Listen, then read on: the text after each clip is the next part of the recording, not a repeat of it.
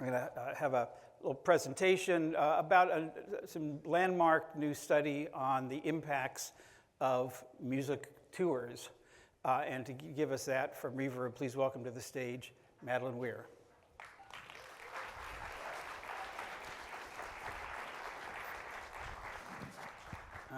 You're going to talk from there? I don't know. There you go.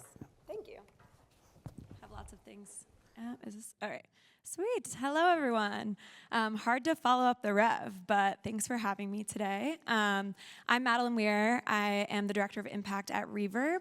If you don't know us already, REVERB is a nonprofit that focuses on supporting the music industry in all things sustainability.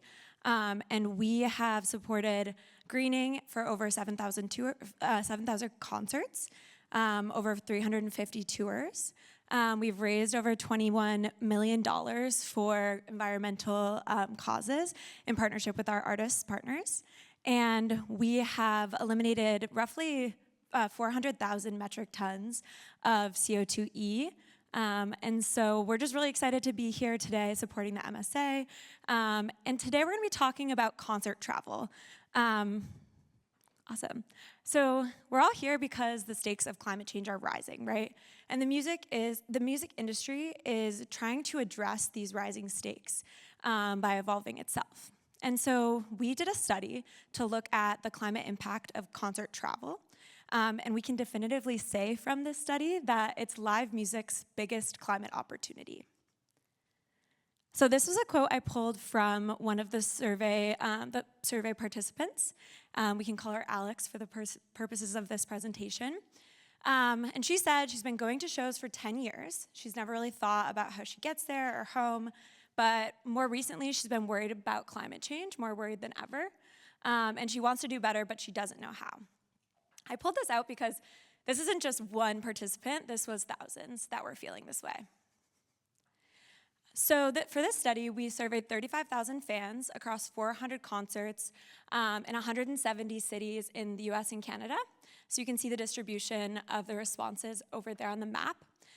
We did this analysis, so the survey analysis in partnership with UMass Amherst Poll, and then we did the emissions analysis in-house, and then that was supported and validated by Eastern Research Group, a Boston-based energy economics company, and then Native, one of our other energy partners.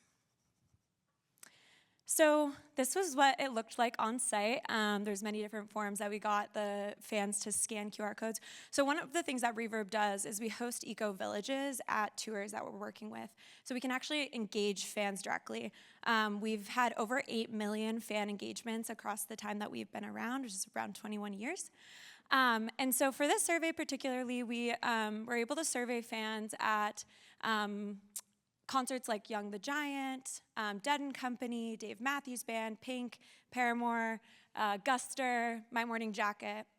And we asked fans, how were they getting to the show that day? How did they prefer to get to the show? And what were some of the barriers that were standing in the way of those preferences? So here's what we figured out. Of these 35,000 fans, 80% drive, which is roughly 38% of fan travel emissions. The fans were driving around 144 miles round trip, so quite far distances. And then they were averaging about 2.5 people per car. I put this in red because it's something that we could work on. If we could increase carpooling, then we can reduce emissions drastically from fan travel. So 7% of fans flew to the shows, and this accounts for about 60% of emissions. We know that flying is quite carbon intensive, so we don't want to necessarily deter fans from going to their favorite shows, but we want to be smart about it and work with airlines and work on sustainable aviation opportunities within the live music industry. We saw that fans were averaging around 2,500 miles round trip to go to their favorite shows, which is roughly the distance from LA to Dallas round trip. So fans are traveling pretty far distances to go see concerts. And then 9% use public transit. This is a very low number. And this is because public transit in the United States and Canada is not as robust as we would all like it to be, obviously. So this is definitely an area for improvement, especially when you look at what fans want to do. And this accounted for roughly less than 2% of emissions. So we also looked at sort of the average show. And the cool thing about this data is we can put this data, we have a calculator where we can put this data to any show size and any venue type to be able to understand roughly how fans are traveling to the shows and what the distribution of emissions by mode of transit is. But for an average show, which we found to be roughly 10,800 fans, and using standard emissions factors for different modes of transit, we found that 527 metric tons of CO2 were coming from fan travel for this one average show alone. To put this into perspective, this is roughly the emissions from 110 homes of electricity each year. So it's pretty substantial when you think about a stadium, or like even Red Rocks is roughly 10,000 seats. And then you think about the 110 homes around that powered for an entire year is the equivalent to one show's fan travel. Very substantial. So REVERB has been collecting data on touring emissions, which we say are band and crew travel, hotel stays, and gear transportation. And we've been doing this as a service to our artist partners for them to understand their touring footprint. And so using 6 years of data, we were able to say that fan travel for one show is roughly 38 times the amount of emissions from this tour emissions. And we're starting to include fan travel in these emissions calculations for our artist partners. So the good news, fans want solutions. 90% of folks who took our survey said that they would make more sustainable choices if they had better infrastructure, incentives, and information. 50% of fans said that they wanted priority parking for carpooling, which again, I said if we had roughly 4 people per car, we could eliminate up to 13% of emissions for this average show.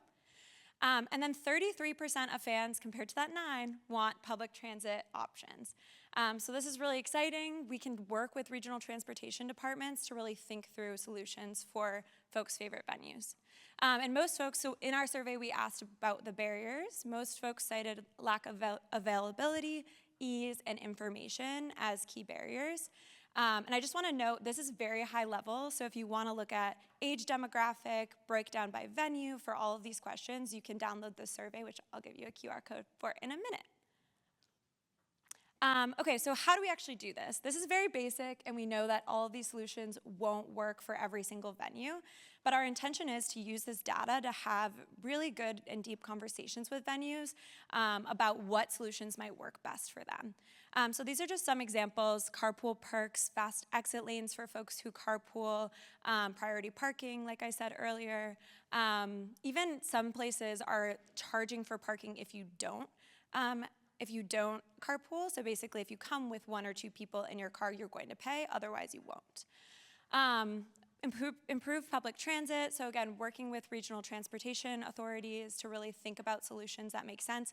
We're currently working on this in Colorado for the Red Rocks venue. There's no public transit that goes from the end of Denver's public transit out to Red Rocks as a venue currently. Bike lanes and bike valets, again, working on some solutions with some New York venues on this, Boston venues. We, again, know this doesn't work for every venue, but it's an option. EV priority parking and charging, we definitely heard from the 45 plus crowd that this was really important to them, especially at amphitheaters. And so that's a solution that we're talking to a couple different venues about. Party buses and shuttles, so when you have more people in a vehicle, high occupancy vehicles, you're reducing emissions. So this is something that I'll show you an example of on the next slide, but we're working with party bus companies. Instead of you have to rent out the entire party bus, you can rent out 1 seat on the party bus. And then the low-hanging fruit is communication and awareness, really making sure that fans know their options and working with our artist partners, our venue partners, to really think through what is the best information to communicate. So here are some examples. I'm just going to talk about the Team Billy example, and I'm happy to talk through any later on. I'm looking at the time. So Team Billy, basically, for her last North America tour this year, or I guess last year, she and her team thought about ended up putting shuttles from park and ride areas around LA and Phoenix to, again, reduce those vehicle miles traveled into the actual venue. And so then fans got an extra experience by engaging with each other, taking a shuttle from these park and ride locations, and then were able to kind of have this fan experience while also reducing their emissions. So that was really exciting, and I'm, again, happy to talk about any of these other ones, but great kind of emissions reduction examples. So to sum it up, 94% of fans believe that it's important that artists, venues, promoters, and fans themselves take meaningful action to reduce concert-related emissions. And so we heard this earlier from Rev, we've been hearing it, we heard it earlier from Amy. We need to be working on this together collectively to actually make these solutions possible. And so this is a quote from one of our artist partners, Billie Eilish, who helped us conduct this study. And she said that she hopes this study will be a helpful resource to those looking to learn more about transportation options that cut down on pollution. And so she's been a wonderful partner, thought partner in all of this on this study as well.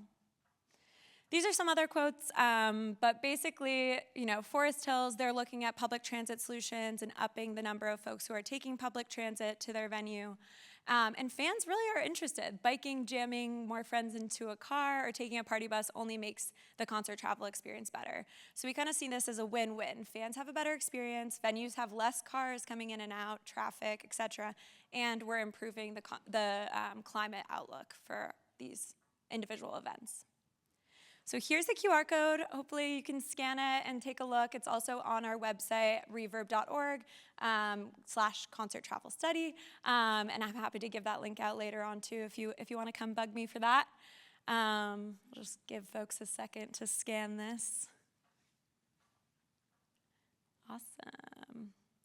And yeah, lastly, thank you so much for listening. Super happy to have further conversations about how we could work together on pilots, how I can support you in data if you are a venue owner. And then this report was a part of the Music Decarbonization Project, which is REVERB's campaign to advance innovative climate solutions to directly eliminate carbon emissions from the music industry. So again, Madeline Weir, find me later if you have questions or thoughts, but thank you again for having me.